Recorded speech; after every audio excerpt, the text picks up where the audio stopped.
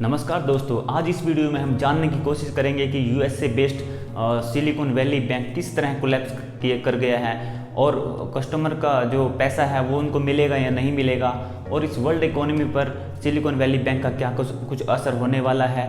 क्या 2008 की history create होगी, फिर से फाइनेंशियल क्राइसिस आएगा और इंडियन जो इकोनॉमी है उस पर भी उसका कुछ इफेक्ट देखने को मिलेगा। आज इस वीडियो में हम थोड़ा उसको जानने की कोशिश करते हैं। Silicon Valley Bank collapsed on Friday. The collapse of Silicon Valley Bank is causing shockwaves across the entire business world. Silicon Valley Bank. It is the epicenter of tech startups, venture capitals. The collapsed bank had invested in around 21 Indian startups. The bank stock lost 80% of its value this week, 60% in one day alone. Now that the Silicon Valley Bank's parent company has filed for bankruptcy, the move suggests that the court-led process of auctioning of units will start. Bankruptcy process will be separate from the sale of assets by FDI.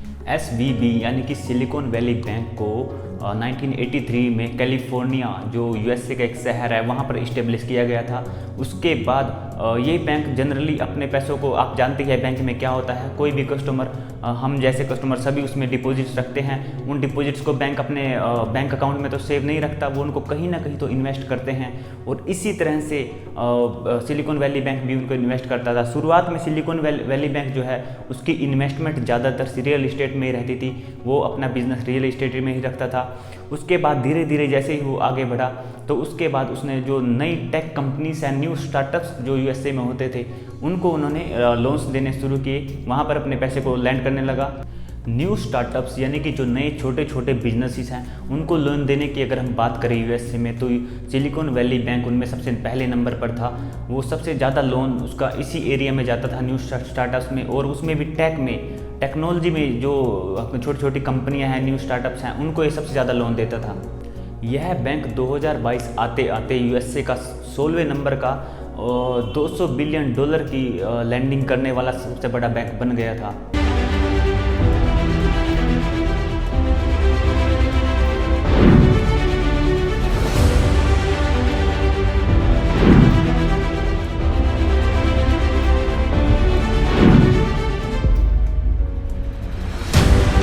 Silicon valley bank सिर्फ USA में ही नहीं बल्कि दूसरे countries में के जो नए startups हैं उनको भी लोन देते थे।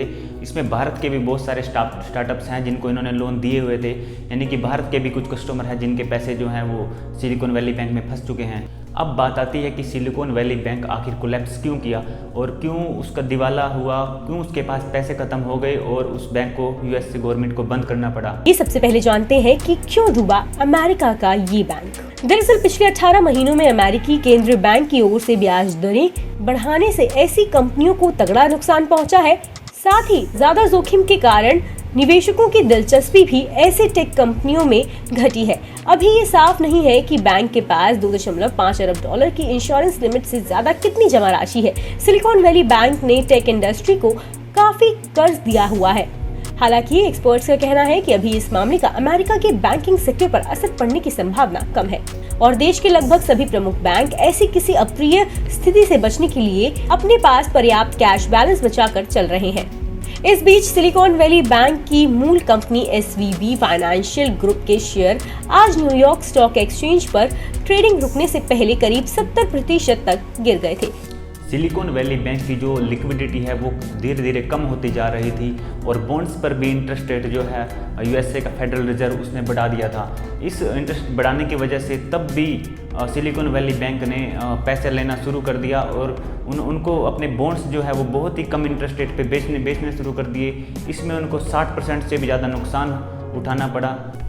जब ये बात धीरे धीरे पब्लिक को पता चली तो उन्होंने अपने पैसे निकालने शुरू कर दिए, क्योंकि सभी को इस चीज़ का फिक्र हो जाती है कि अब हमारे पैसे कहीं डूब ना जाए, इसलिए सभी ने पैसा निकालना शुरू कर दिया। और दोस्तों, अगर किसी भी बैंक से जो पूरा डिपॉजिट है सभी कस्टमर एक साथ निकालना शुरू कर दे तो कोई भी बैंक बंद हो जाएगा। तो यही सिचुएशन क्रिएट हो गई सिलिकॉन वैली बैंक के साथ, सभी ने पैसा निकालना शुरू कर दिया।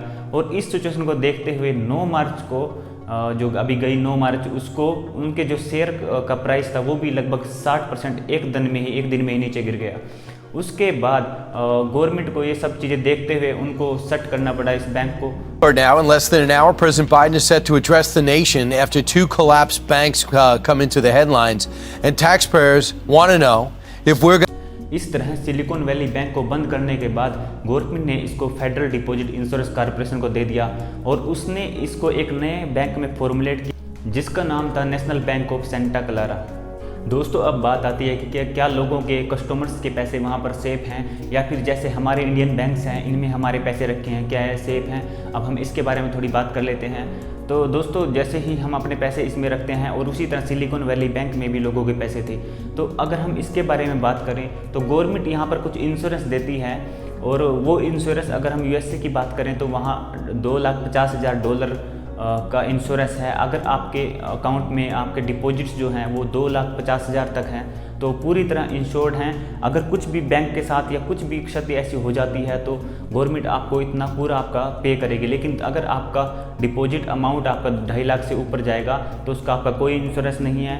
इसको एक एग्जांपल के साथ समझते हैं, जैसे कि अगर आपके 3 लाख रुपए हैं, $3 लाख हैं यूएसए में, तो 2.5 लाख तक ही उनको गवर्नमेंट पे करेगी। अगर 50,000 का कोई भी गवर्नमेंट उसको पे नहीं करने वाली। और अगर इसी सिचुएशन को इंडिया में देखें तो इंडिया में आपका 5 लाख तक का इंश्योरेंस है, जो कि अगर 5 लाख तक आपको कुछ भी प्रॉब्लम हो जाती है बैंक में तो वो गवर्नमेंट आपको पे करेगी। तो दोस्तों अब हम बात कर लेते हैं इससे क्या फ़र्क पड़ने वाला है भारत की इकोनॉमी पर या फिर देश की इकोनॉमी पर या फिर उन कस्टमर के लिए, कंज्यूमर्स के लिए। तो हम बात कर लेते हैं। पहली बात तो ये है कि ये एक वीक में 2 बैंक यहाँ पर कोलैप्स कर चुके हैं, सिग्नेचर वैली बैंक और सिलिकॉन वैली बैंक और दूसरा सिग्नेचर बैंक जो कि न्यूयॉर्क का एक बैंक है जो क्रिप्टो करेंसी में बहुत ज़्यादा इन्वेस्टमेंट करता है। उसके बाद हम बात करें कि वहाँ पर इससे प्रॉब्लम्स क्या क्रिएट होने वाली हैं।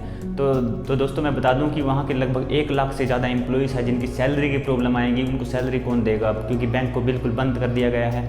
और दूसरी ये बात है कि जिन्होंने भी इनसे लोन लिया हुआ था, जो छोटे छोटे टैक्स स्टार्टअप्स थे, अब उनके भी जो एम्प्लॉइज़ हैं उनको सैलरी कौन देगा, क्योंकि बैंक में जो डिपॉजिट्स थी वो उनकी लॉक हो चुकी हैं और गवर्नमेंट कब तक क्या करने वाली है इसका कोई अंदाज़ा नहीं है।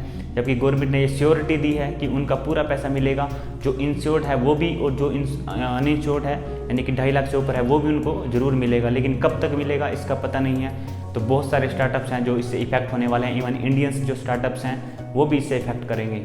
देश में जितने ज़्यादा बैंक होते हैं गवर्नमेंट को उतना ही उन पर ध्यान रखना मुश्किल हो जाता है। इसलिए भारत में भी लगातार बैंकों को मर्ज किया जा रहा है ताकि जितने कम बैंक हों, बड़े बैंक हों, तो उन पर ध्यान रखना आसान होता है और फ्रॉड के केस भी बहुत कम होने के चांसेस होते हैं।